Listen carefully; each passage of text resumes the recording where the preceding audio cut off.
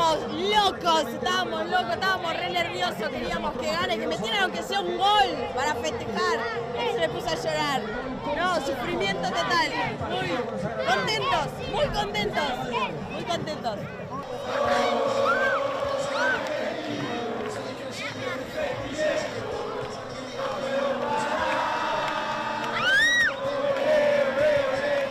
Nadie creía, pero bueno, ahí estamos de nuevo de vuelta haciendo las gambetas y metiendo como si nada. Así que vamos, Argentina todavía.